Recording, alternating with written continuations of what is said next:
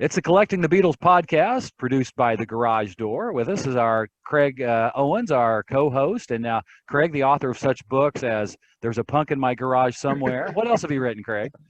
Oh, not much. You want to take my books? Mr. Robert Rodriguez, the author of such books as FAQ, Fab Four, and the Revolver book. What else have you written, Robert? There was something called 50 Fabulous Years. That was that coffee table book with the DVD. And it was reprinted a few times as something else. But there are two more in the works. One very serious and one serious and light at the same time. Nice. Watch the space. Okay. The announcement will be coming. And our guest today, Mr. Pete. Pete, I'm going to give it a good shot here. Pecoraro, is that correct? You got it. You got it. Good going. First try. Thanks to Robert. And then in what we do on Collecting the Beatles podcast, we just talk to collectors and talk to fellow friends, and we just talk about what's going on, what they've collected, what's interesting to them. So I think let's start the discussion. The latest news is the McCartney 3 coming out in December. Pete, how many variations are there? Do you know? Last I saw 10. And 10 known variations. Then there will be the accidental ones that slip through that people will pick up on too. Oh yes. Well, don't forget the big one. Go ahead, Robert. I was just saying, something like the wrong label, a misprint on it, or something like that. Oh yeah. The inadvertent ones. And that's part of what we talk about here. You know, sometimes we go into the collecting, and for me, it's the music is number one. You know, that's plain and simple. But it's wanting to grab some sort of piece of that music, maybe psychologically, or grab a piece of this thing that means so much to me and to us. That happened to me recently on something that's a callback to a show we taped in the summer when we were talking about the punk and new wave stuff. You remember the A&M records, No Wave and Propaganda? Yes. I just picked up on a sealed, clear promo vinyl of No Wave. Oh, that's tough to find. $5. Oh. Whoa. Hey now. Yes. Yeah. I was very happy. So if that kind of stuff comes my way, again, as you're saying, you love the music, you start from that's your baseline. But if it's got some sort of emotional resonance to you, which it does to me, because those were my record store days, and those were, when the world of music was so exciting to explore this cool stuff that nobody else knew about. It's like your secret hiding place. That at 50-something, that still carries something with me years after the fact. Even if I never crack the seal and just look at it, it's got some power there. I totally agree with that. I was thinking about this in, kind of gathering some thoughts for like what kind of collector am I, for a discussion like this. And to me, I collect from the heart. It has to capture an emotional touchstone somehow, some way. And so I think my collecting is pretty idiosyncratic in that way. But a release like this, it rankles me because it devolves down to, I call it stamp collecting. Not that I have anything against philatelists. I mean, for what they do, or coin collectors. But to me, that it sucks the joy right out of it. And I'm sure you can collect sort of contrived collectibles, rather than. Absolutely. Yes. Yeah. I'm reminded of going into a Hard Rock Cafe, or something, and they'd have all of these pins, and then they'd have the special edition pin, and it's and to me that was there's no way I'm ever going down that route. Right, because you're creating something to fulfill the impulse to collect that isn't genuinely collectible in the sense of exactly the stuff we collect. What brought me to mind when Craig and Troy and I were talking last time about who do we know Beatle collectors, and I thought of you because I know you're one of these guys that if there's a 45 edit of a particular song and it makes it like hen's teeth because that record didn't do too well, and suddenly you're on the hunt for it because it exists, but it's not the kind of thing you can readily scoop up. In this case, what came to my mind was It's What You Value, George Harrison from '77 or whenever it came out. Yeah. And it was a foreign release, so you made it your mission to track that damn thing down. Yep. And as you say, very idiosyncratic. It's not like, oh, 1,000 copies red vinyl of this record. No, it was a commercial release that vanished, and it made it all more valuable because there was something unique about it, which was that particular edit, which you were not going to hear on the radio. And even in bootleg world, it's kind of hard to find somebody who's got a pristine copy that they can create a FLAC file for. So, that's the kind of thing that I find fascinating as a collector. It's like, it is about the music, but it's also about being a bit of a completist with something that wasn't put into the marketplace to be a collectible. Pete, Absolutely. what is that release? And tell us a story how you tracked it down. That it was an edit. I think it's a UK edit, and so it makes it musically unique. To me, that's the thing that drives me. If it's musically unique, there's no lack of energy that I'll put toward it to find it. I mean, to ridiculous lengths. I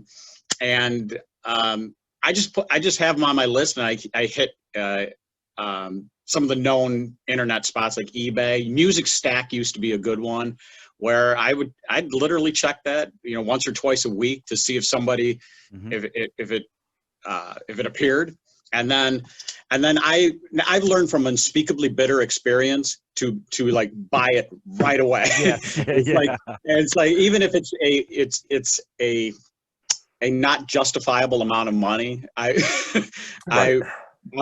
go and get it for the things I want. I'm kind of insatiable. I think we're singing from the same hymnal here. Yes, we all are. Yeah. Pete, did it have a unique picture sleeve at all, or was it just a common stock?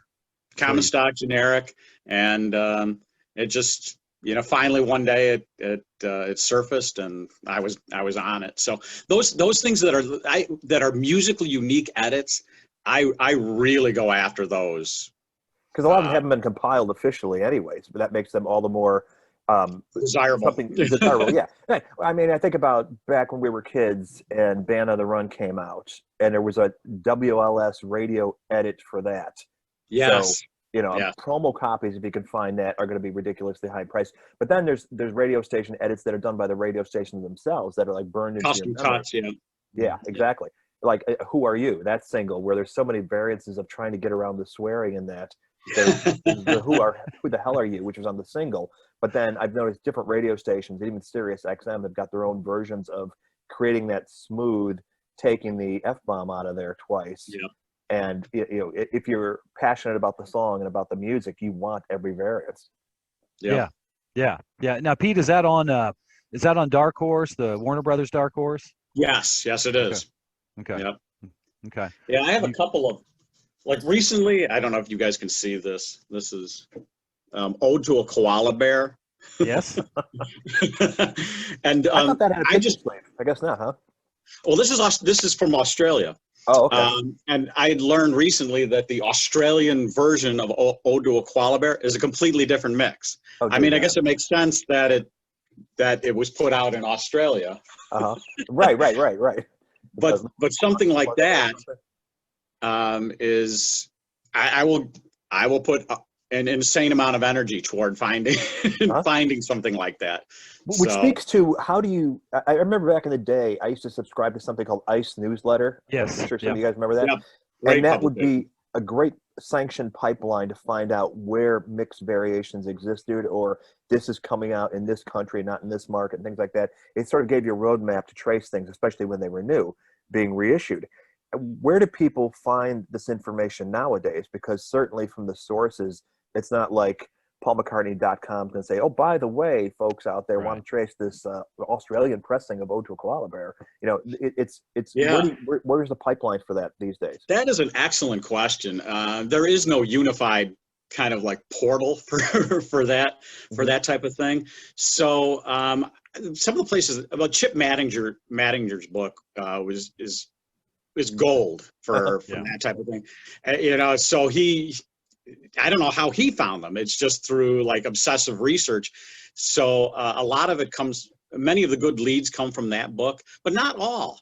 Like they escape all of us because there's worldwide releases of all of these things until somebody kind of like stumbles upon it, and then you stumble upon what they stumbled upon. Right. it could go unknown. Sure. Steve Hoffman had a site for a while. I think it's inactive now. You're talking about the forum? Yeah. No, Oh, it's yeah. still People- going. It's still going. It's still going. Okay, good. I should get on that, back on that, because I got a lot of good leads from that. But people, obsessive collectors like us, there'd be just like that one person who, in a stray comment and like on a thread, would say, "Oh, by the way, Yeah. oh, to Aside, a quality." I think that's where I found that one. It's like, I didn't know that, and I'm as drunk with this stuff as somebody could be, and so so it takes really kind of like a persistent nature. I think the one thing I suspect this is I know this is true of me. It's like OCD is probably like a really good thing to have if this is your thing. It's I productive. suspect there's nobody on this call without it. Right. And it's good. It's a very good thing. And it's a very bad thing. Yeah. At the same In this, if you can channel it in the right direction, there you go. Yes, exactly. Check out the room behind Troy. Well, yeah, that's just one of the rooms. Yes, Right. yeah. The drums are over there too. Then they have the vinyl room. But you know what I like about it though is that there are people that just go after it. There's such a lot to collect, but just go after the 45s. I'm just doing 40. I have friends that just do 40. 45 promos. They want all the complete run, that kind of stuff. And I'm a little broad. If I see it, oh yeah, that's cool. I went through a memorabilia phase. You guys ever go through a memorabilia phase? Oh yeah. You were just saying a minute ago about 45 promos. What happens if you're a 45 promo guy and then you discover there's a 12-inch promo that's got a variant mix on it? You got to start. Yeah, the 40th anniversary of Starting Over, John Lennon. And that was like the holy grail for me for a while when I heard on the radio the extended fade out. Mm-hmm. It's like, holy shit, where did I get this? I've got the promo album. It's not on there. It's not on the stock 45. And it's like, again, in this pre-Steve Hoffman world, it's like, well, where do you find this information out?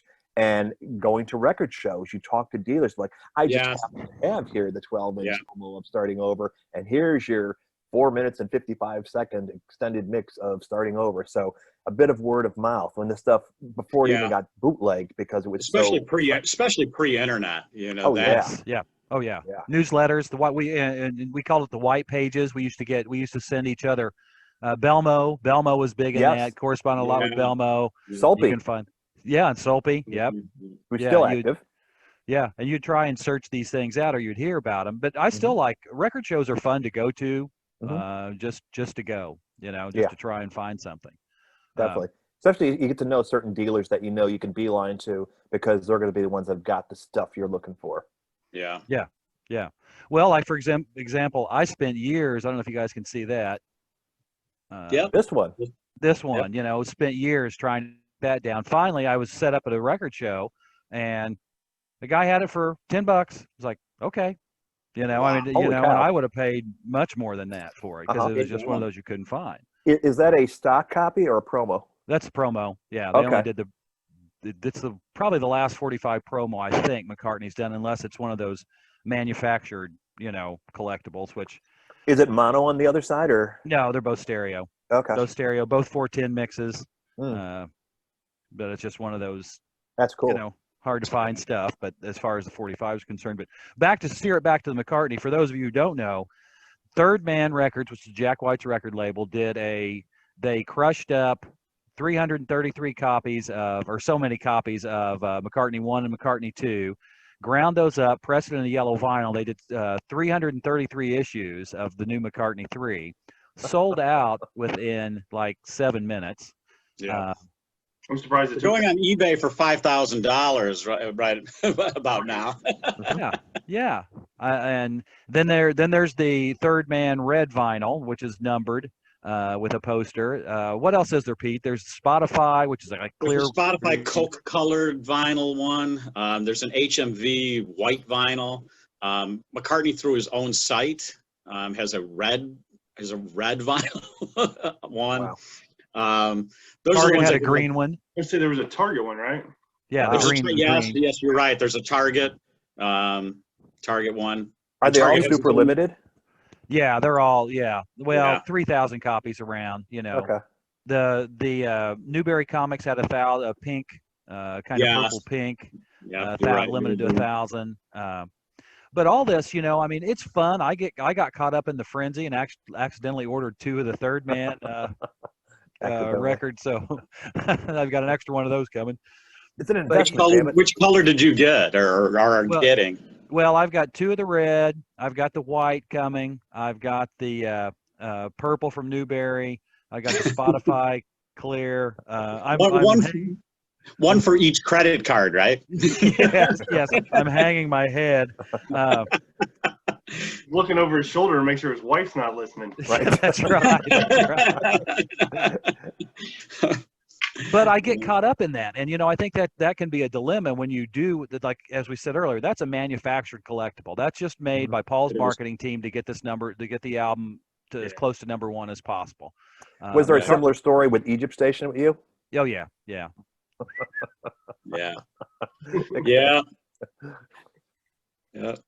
You could collect whatever you want, but that is the area where I kind of like refuse to participate. It's a rabbit hole that I would just soon pass on. I'd rather, if I'm going to look for anything, find these weird pressings or edits or things like that, that are vintage. It took me years and years to find, because I passed it up at the time, and then at some point in my life, oh, maybe I should have this.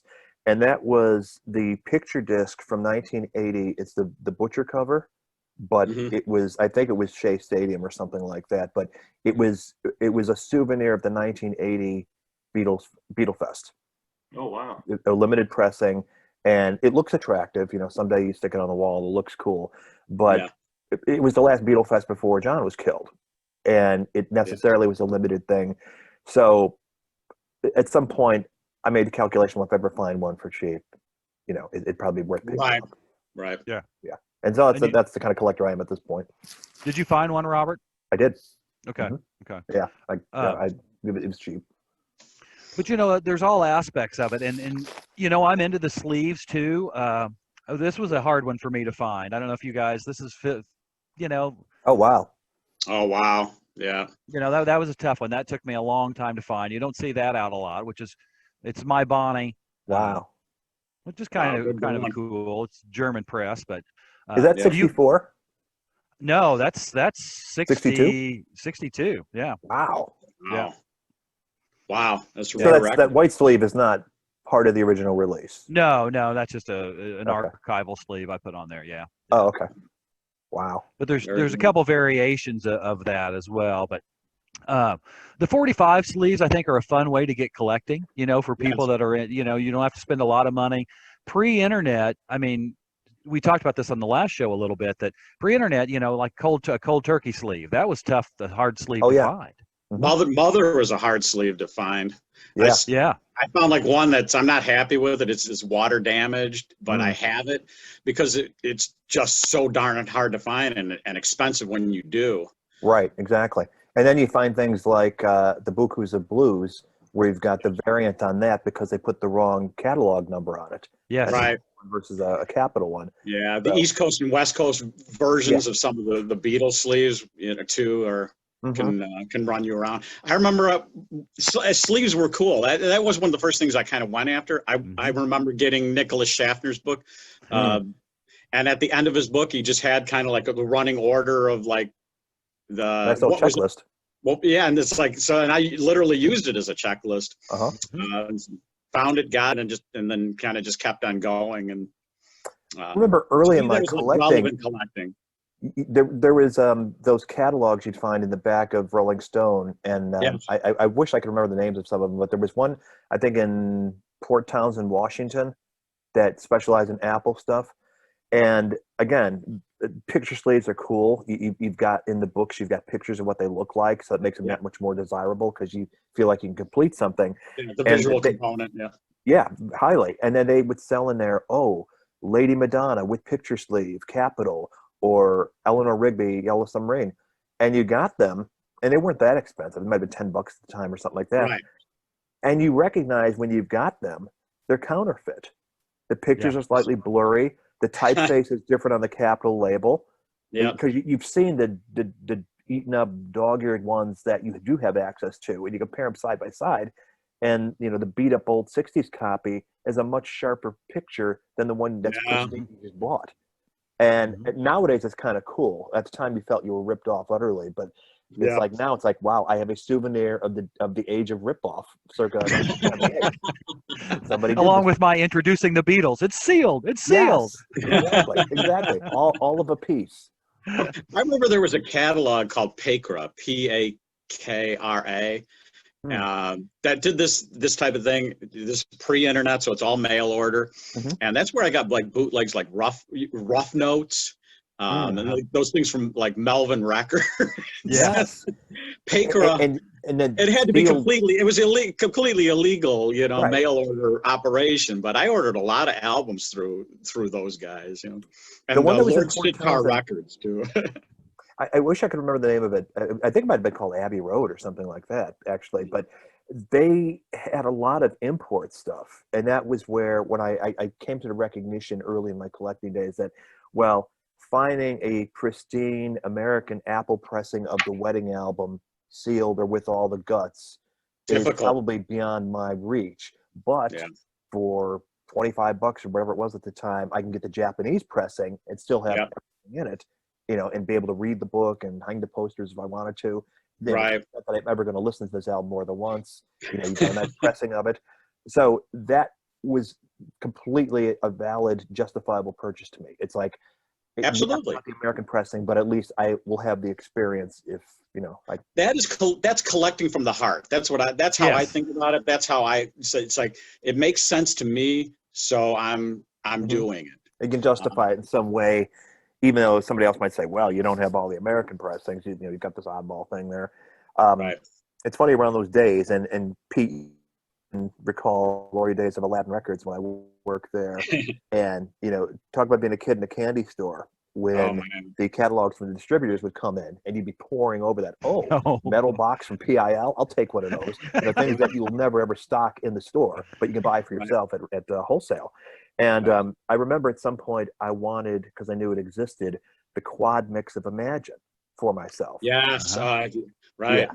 So the story was I wanted the German copy of that. Never mind quad. I just wanted the German copy of it because I wanted a nice pressing of Imagine. And what came in was the quad. And I returned it because this isn't what I ordered. Like an idiot. Hey-oh. Yeah, exactly. Hey-oh. Uh-huh. But collecting the 45s is an easy way to get into it. Craig is just now starting really to collect stuff, and he likes the paper stuff a lot. But 45s are fairly cheap. But you guys, it's fairly common. But this was a tough sleeve as a kid trying to find. Oh yeah. The EPs. I don't think I have that. After just low these many years, that's a hard record to find. Yeah. In decent shape. Yeah. Mm-hmm. Well, I happen to have an extra one, Pete. I happen to have an extra one. We can.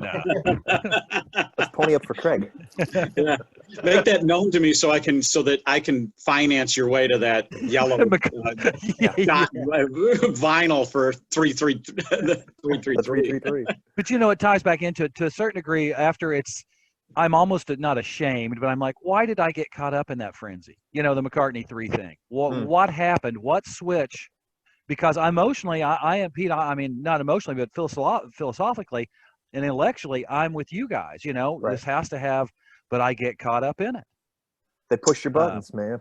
They push, we all do. I've looked at some things. It's like, where was my head at on something like that? I'm pretty disciplined, but every once in a while. Every once in a while, there's an expenditure. It's like, wow, I should have thought that out. I put that honey trap in front of you. Yeah, exactly.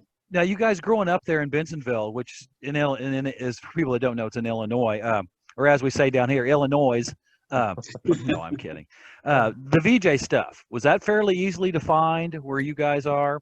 Well, being the town we were, I mean, we have access to Chicago. Pete, I don't know if you have similar stories, but we had wax tracks down on Lincoln Avenue in the city. And that was like a 7 days a week record show because they did get collectible stuff, 60s stuff in and out the door. Some stuff would stay on the wall forever behind the counter, like, an original Butcher cover or something like that, or, an actual bona fide 64 pressing of On Stage with Frank Ifield on VJ. things like that. You would just admire them when you walked in there day after day. Yeah. Think, man, someday. Yeah, But, we had Beverly Records too, which is Mm. known, which is a really known for high end collectibles. But Chicago it's a dominant market, so there's just so many more collectors and the population that I think we had access to just about everything. Yeah, there was a marketplace to support the effort by these vendors to get that stuff in there because they knew they'd sell it right away. So you saw, I mean, there was some stuff there, like so I guess I'm asking, was the VJ stuff any more common there than? I think common in as much as if you wanted it bad enough and were willing to pay the price, you could probably get it. And if it wasn't in one of these record stores we're talking about, every year Beatle Fest would pass through town, and that's when you had the national dealers there, and you can go to town. I think I've told you before in the show that the very first Beatle Fest I went to at Palmer House, one of the things that was on my to-do list with the money I had burning a hole in my pocket was pick up a copy of Two Virgins. And I did. And I recognized that in hindsight, I probably paid too much for it. But it was the kind of thing I had the mindset that, well, I'm never going to see this. This is like hen's teeth because I'd never seen it in any of the other outlets, even at a record show at that point. So I better grab it just to, complete my collection. Yeah. Yeah, I mean, like there's the VJ, the portrait cover. That's a holy grail for a lot of people. Do you have the EP? No, Souvenir? I do not. No, yeah. I do See, not. that stuff, I've got some of the vinyl, but not the sleeves. Like I've got the Capitol EP you were showing a minute ago. I've got that on vinyl, but not the sleeve, just because you can pay a boatload of money to get it in good condition to be a completist, or at best, I was always the kind of collector that if the price is right and the opportunity is there, I'll jump on it if it crosses my path. But it's not so burning a hole in me that, oh my God, I have to track this down till I actively searching it out. Yeah. It's more if it comes my way, I won't be stupid because I'll recognize the value. Right. Yeah. If I run into it, great. But I'm not gonna break a neck trying to find like the 45 that has like the oval brackets, or that to me is like, no way. I'm out. I'm out on stuff like that. Yeah. But on the stuff that I'm in, I'm obsessive. And that's the good thing about this kind of collecting is that there are different tiers to it. If you've got the deep pockets and the wherewithal and the time, you could take it to that degree. There's a place for you to go. If you're somebody that just wants to fill that slot on your checklist, that's to the extent that I consider myself a collector anymore. That would be the kind of thing that would satisfy me.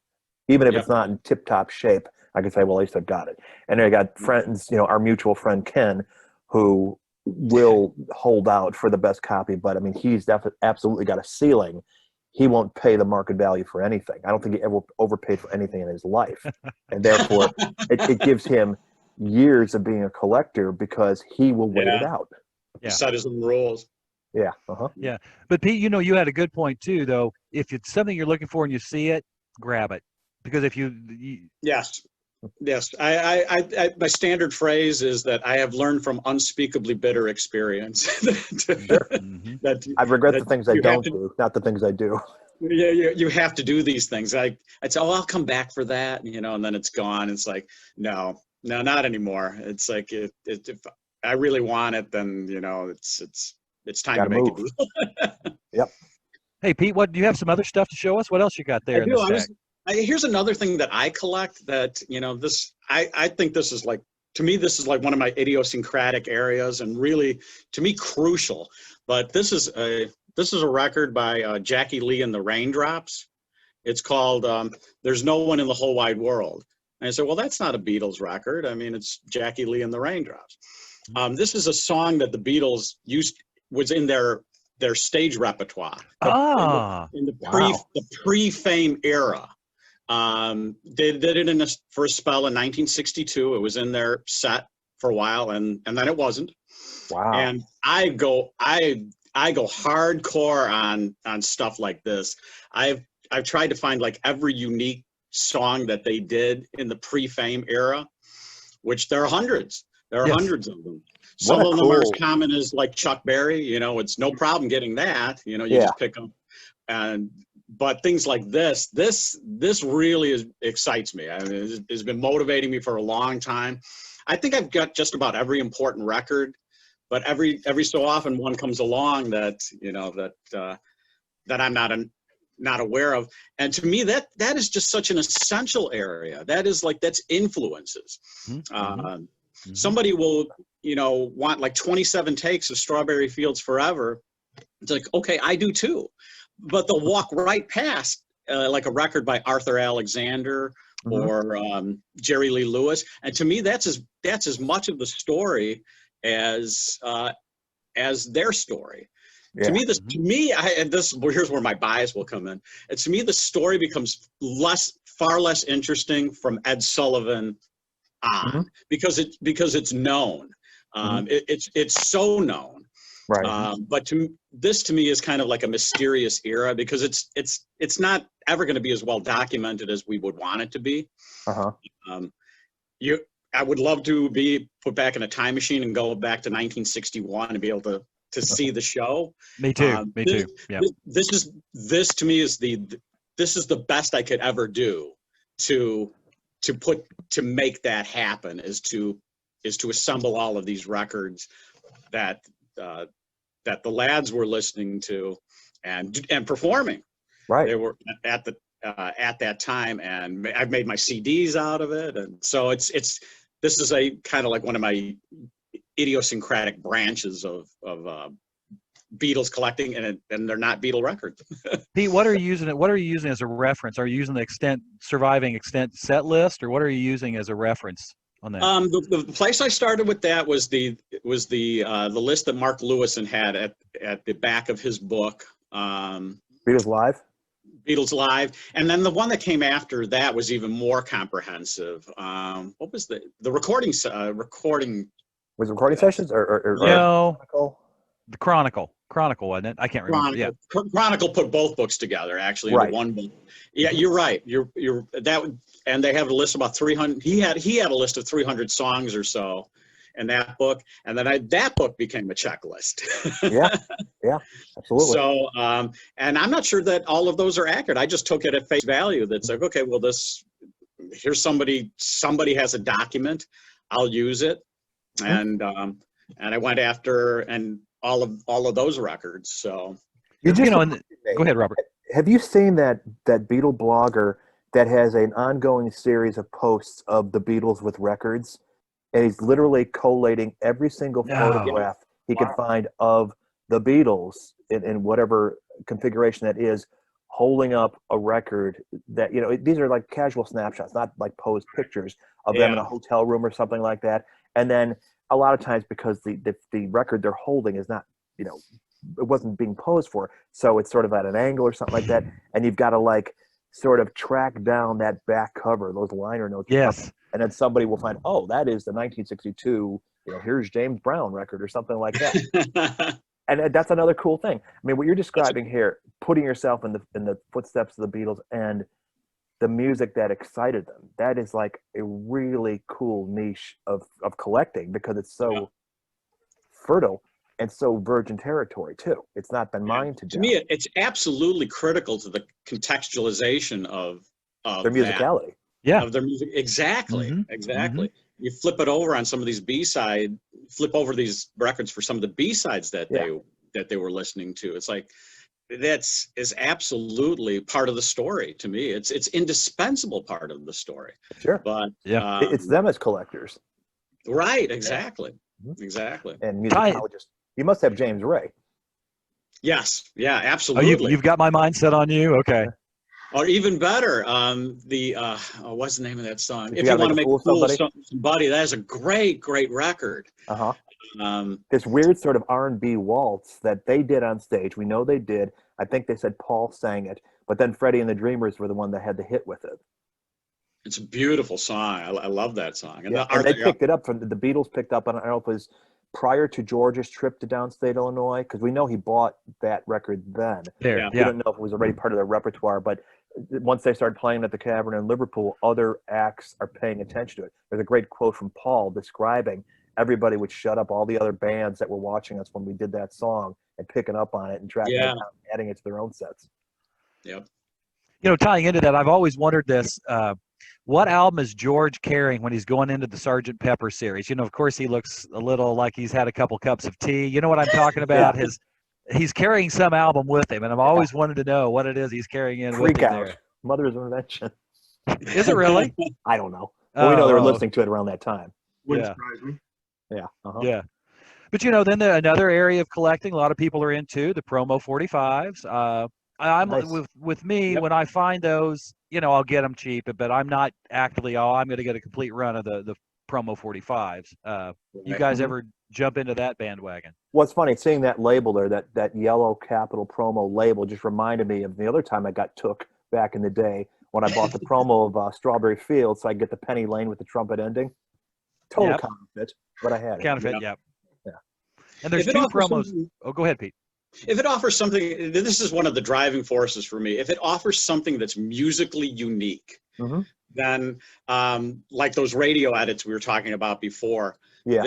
they're not bootleg. They're some of them are, but the ones that were officially released as a promo, Mhm. even though it's promotional in nature, it's an official version.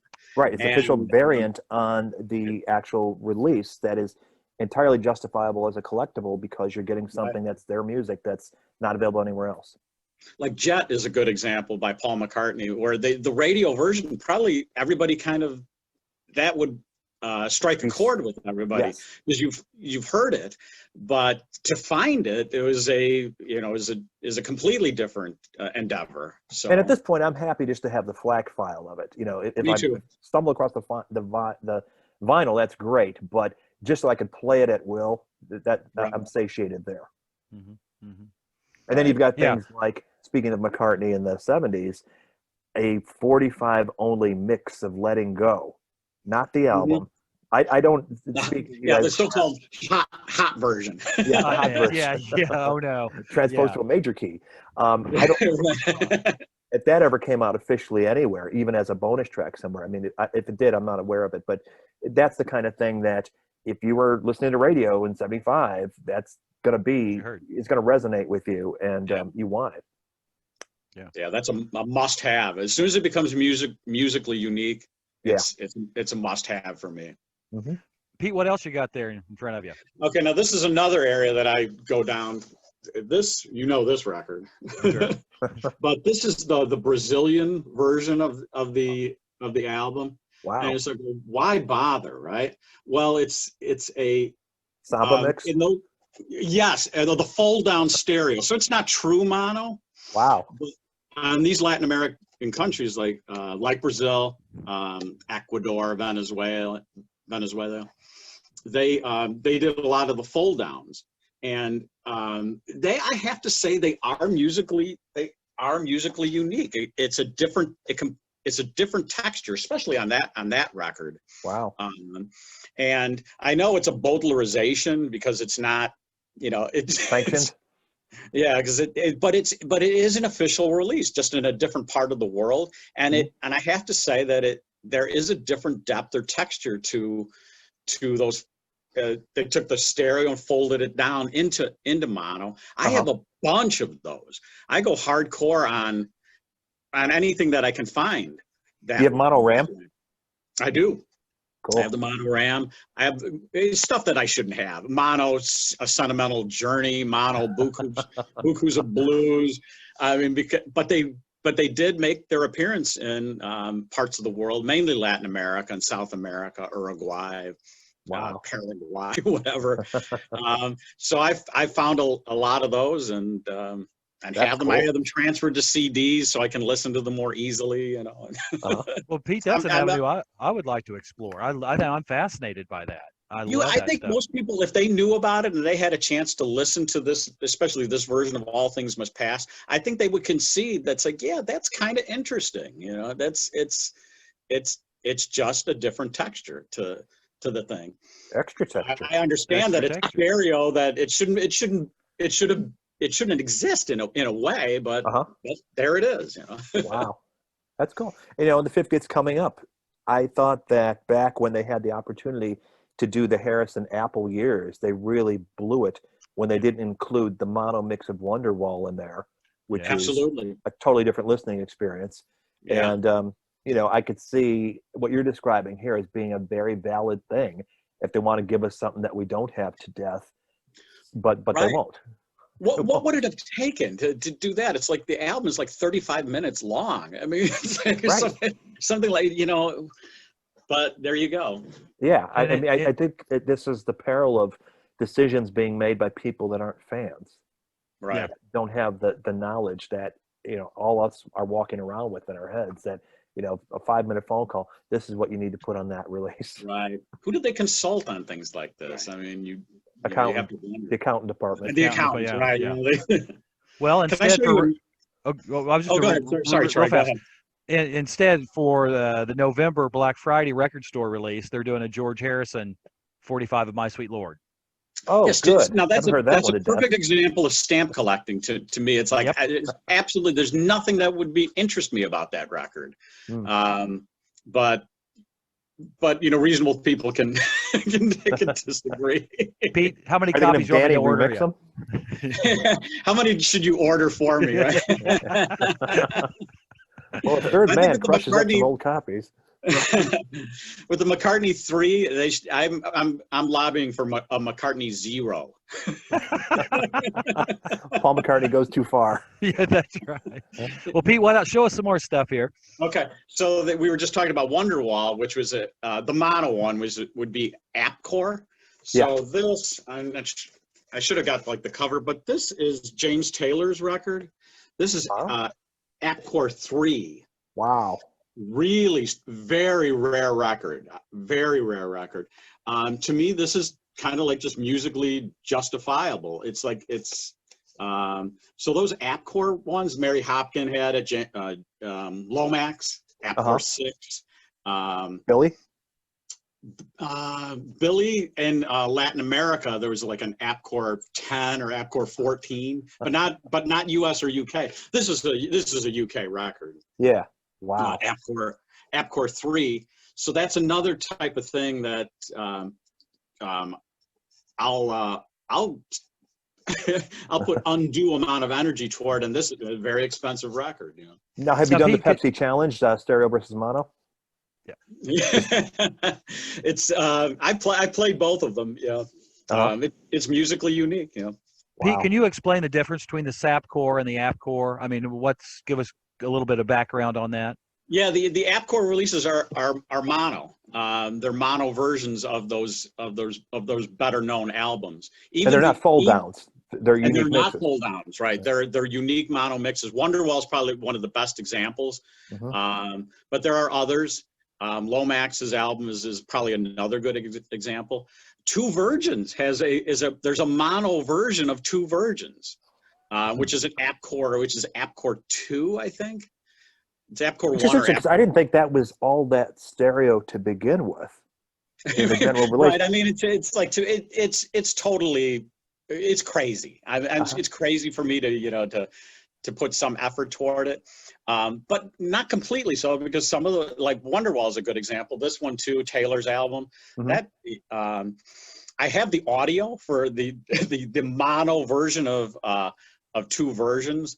I don't have the album because at the time, this is how hard something like that would. You would have to have been in England at the time, and you had to send in and request it via the mail. Right. You had to send a postcard or a letter to an office in London, and they would mail you a copy of the mono Two Virgins. Just the cover, not the album. You can get the cover only for like $500. Oh, wow. Wow. So, I know there was a similar deal with King of Fub by Brute Force, right? That was a mail order only. It was a legit Apple pressing, but I think only limited record stores actually had it on their shelves. But it was this surreptitious underground forbidden release that right place, right time, you could score one. But otherwise, you had to wait till 2010 and come and get it to actually hear the damn thing. Craig, if you're not familiar, if you're not familiar with that album, it's by Brute Force, and the name of the song is "The King of Foo." Okay. So you can see where we're going with that. a bad joke that has been going on for far too long. Yeah. My kids love it. The King of Foo. Pete, now I don't know if you guys are into the Apple stuff. I love the Apple Well, these were fairly easily to find. The Apple mailers, those are kind of cool. That's you cool. know, Yeah. You know, Yep. full of the 45s. What else you got, Pete? Okay, and then here's another area that I go down. This is a record called "Tomorrow" of Annie fame. The sun will come out tomorrow. Oh, By not Wildlife. Kate Robbins. Yeah, now you're not that tomorrow. And it's produced. You probably can't read it there, but it's produced by MPL. McCartney produced. This is his one of his family members, a niece or I can't quite remember. Wow. Who the extended family was, and so there's a McCartney aspect to it. He's the producer on something like this. What year? 1978. Oh, wow. Super hard record to find, kind of expensive. Mm-hmm. What's that? So it was not a hit. Not a hit. Not kind of a vanity project. A vanity project. So that's the type of thing too that I would spend some time on if there was Beatle involvement. On you have John Christie, 4th of July? Yeah, yes. Funnily enough, wow. I pulled that one out, and I have the record that goes with the sleeve, where it's a McCartney composed song that very few people have heard. Produced by Dave Clark. So to me, that is a totally legitimate. There's a fellow who did a book called Undercover. Mm-hmm. Chris Englehart.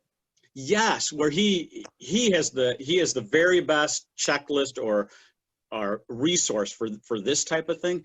And to me, that's another area. It's like that. Why is that? Why I think a lot of Beatle collectors or collectors in general would kind of like sniff at that. It's like, who cares if Ringo Starr played drums on like a record by Alpha Band or something like that? But to me, that's as essential part of the story.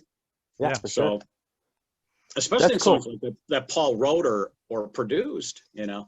And we had the story with that was that we knew back in the day, because I believe that was 1974 that came out, and I think it was only on the market very briefly. But we knew that Paul had produced a demo.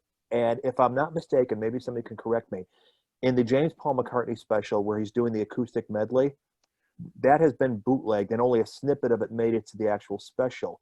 But in the tape of that, he plays a snatch of 4th of July. And it wasn't until, I want to say, the Venus and Mars Concord release that you actually got the demo finally of Paul performing it. Pete, we don't have a lot of time, so let's get going. What else you got to show us here? Craig has an appointment with his probation officer. I got to check in. Let's see. I think I ran through everything that I pulled out, actually. So, so those are, I don't have anything else to show unless I run down to the basement. Well, that'll be for part two. Yeah. But it gives you a flavor of kind of like what some of the avenues that on the subject of foreign pressings, and you're talking about the fold downs, you just reminded me of one of these things that I picked up in my early days of collecting, and it was straight out of Beatles Illustrated Record, and that was Por Siempre Beatles. Yes. Yeah. The value at the time was it was an LP that had the inner light on it, and it wasn't until years later I acquired that copy. I remember. Even to this day, I'm not sure if it's legit or not. It could be, because I think it's from a South American copy, but the cover art isn't super sharp and the pressing itself is not pristine.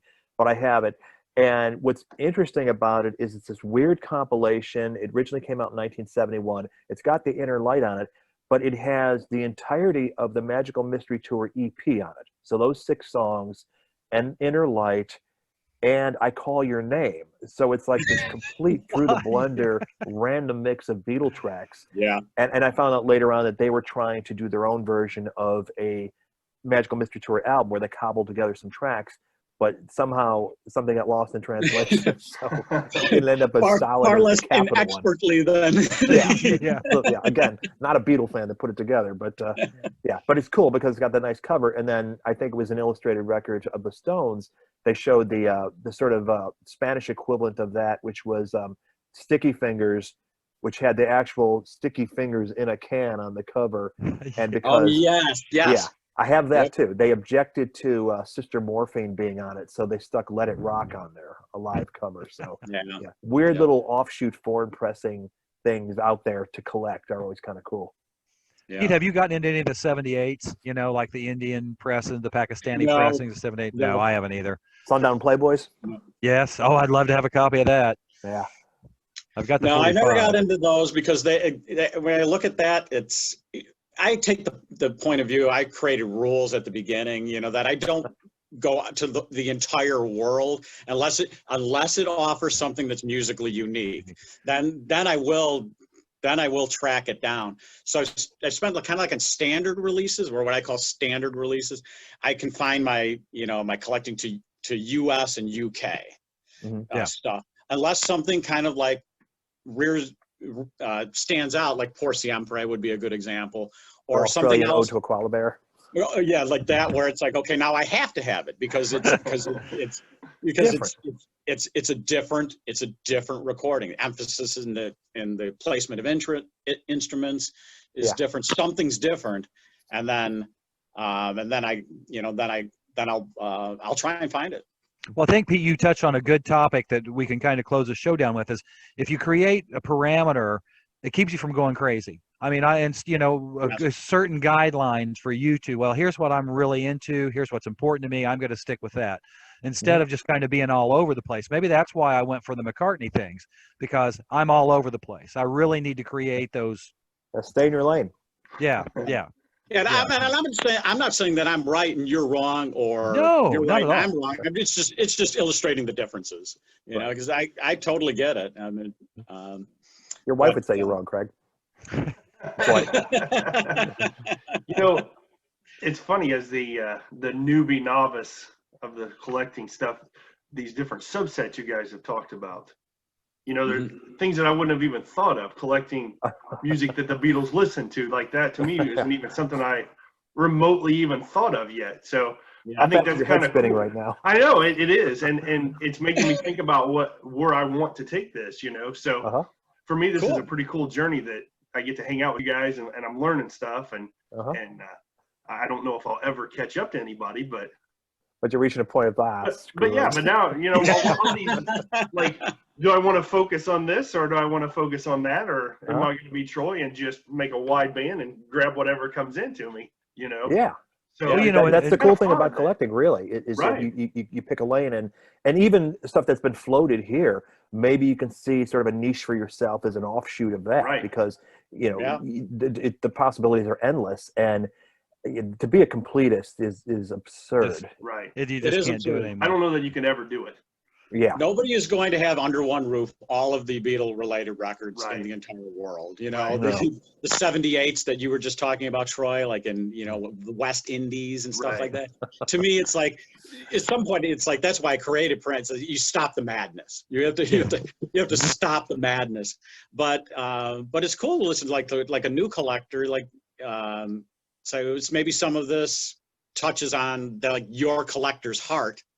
It's like, okay, maybe I could see myself going with that or going that way, and that's you were talking about collecting the songs that the Beatles and that they played and influenced them to begin with, and I mean that's a cool thing for me, and that's something I'm interested in, but I never even thought of it until you said it today. So that's pretty cool for me. That, well, you know, Craig, that ties into what you're in. Craig's really into punk and garage real heavy, and that ties in that because a lot of that, like the Buddy Holly stuff, that's early rock and roll. You know, that's you know, there's all kinds of stuff like that, because that could be where it bridges those two gaps of your interest or two areas of your interest. Yeah, sure.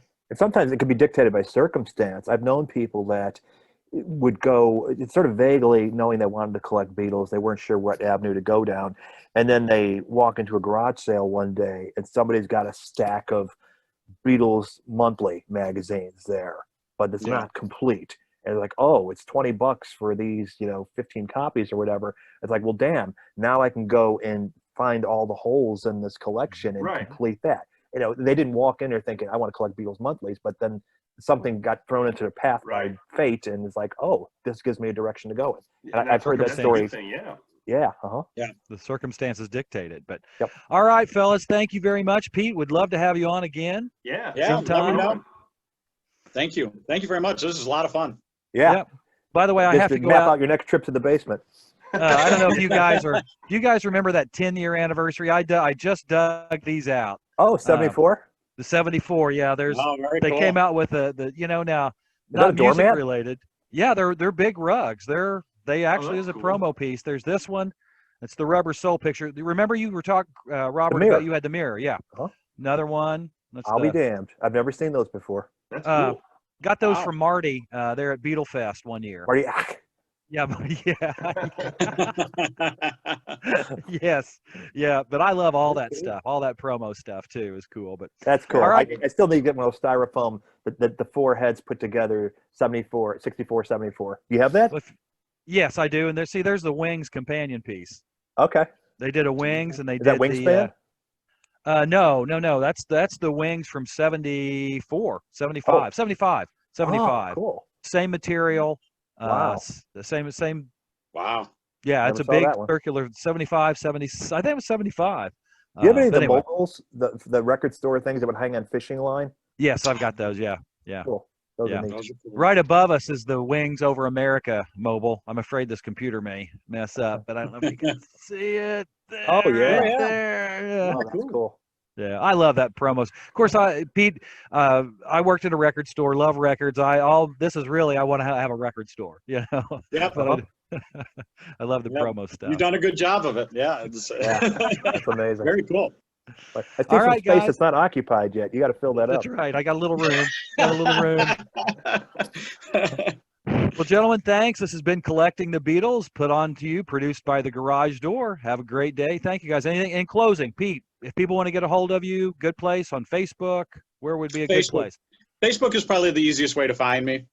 I don't have a website or anything like, but I'm There's groups Facebook. you belong to that you post stuff, right? Like Apple Records and things like that. Yes, that's true. All of the Facebook groups, collecting Apple collectors. I think there's Beatles Forever on there, but my name is pretty unique because of my unique surname, Pecoraro. So if you look for Peter Pecoraro on Facebook, you'll find me. Oh, and then my Bensonville Remembered in Photos. Since that's a unique page title. You can message me about anything, Beatles, Bensonville, solo Beatles, but that probably would be an easy way to at least locate me.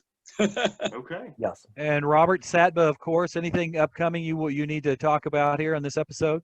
Oh man, just it's a busy time. I pretty much got shows taped through the end of the year, but next one should be going live in the next 48 hours or so.